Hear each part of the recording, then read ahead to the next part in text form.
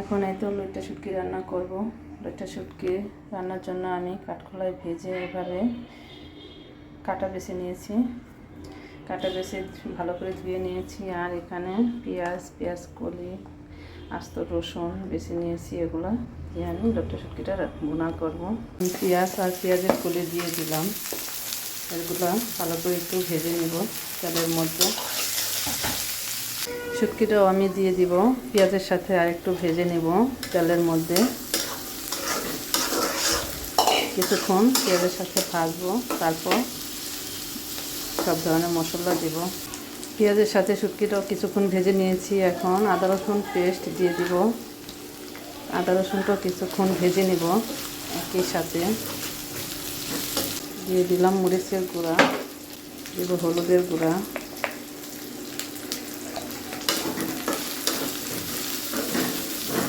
এখন দেব জিরার গুঁড়া,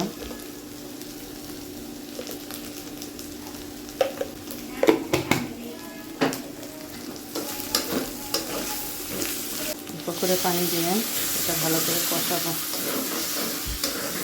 আমি আজকে শুটকির মধ্যে একটু আলুও দিব।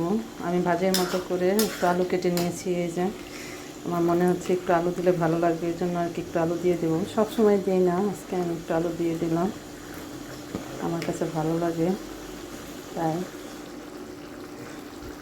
আলুটা দিয়ে আমি ভালো করে কষাবো।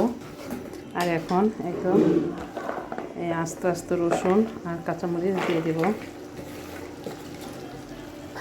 একসাথে সব কিছু ভালো করে কষিয়ে তারপর আবার পানি দেব।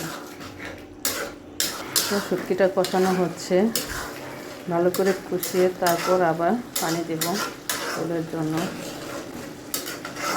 এভাবে শুটকিটা রান্না করলে আমার খুবই ভালো লাগে। আমার ঘরের সবাই পছন্দ করে, আমার মেয়ে ছাড়া। ভালো করে কষিয়ে নিয়েছি। এখন অল্প করে পানি দিয়ে দিব।